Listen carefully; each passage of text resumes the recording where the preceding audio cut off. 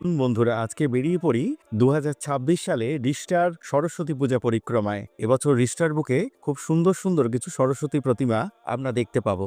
আর সেই প্রতিমাই আমি সবার আগে তুলে ধরলাম আপনাদের কাছে, যাতে এই প্রতিমাগুলি আপনারাও দর্শন করতে পারেন। যার মধ্যে প্রথম যে প্রতিমাটি আমি দেখাচ্ছি সেটি হলো কালীতলা যুবগোষ্ঠীর প্রতিমা। কালীতলা যুবগোষ্ঠীর জগদ্ধাত্রী পুজো ঠিক যেখানে হয় সেখানেই হচ্ছে এই সরস্বতী পুজো।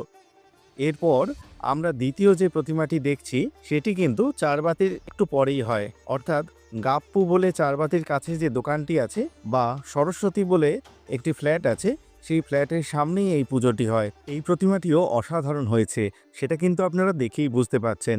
এবং সত্যি কথাই বেশ কিছুক্ষণ দাঁড়িয়ে দেখতে হয় এই প্রতিমাটির শিল্প কারুকার্য। সত্যি কথাই প্রতিমাটি দুর্দান্ত।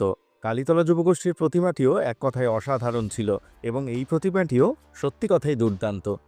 তারপর যে পুজোটি আপনাদের দেখাবো সেটি কিন্তু রিষড়ার পশ্চিম পাড়ে মোরপুকুর অঞ্চলে হচ্ছে।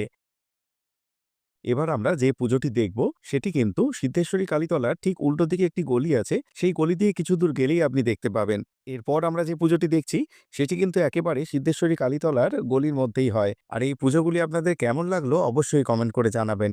আর সবার সেরা আপনাদের কোন প্রতিমাটি লেগেছে সেটাও কমেন্ট করে জানাতে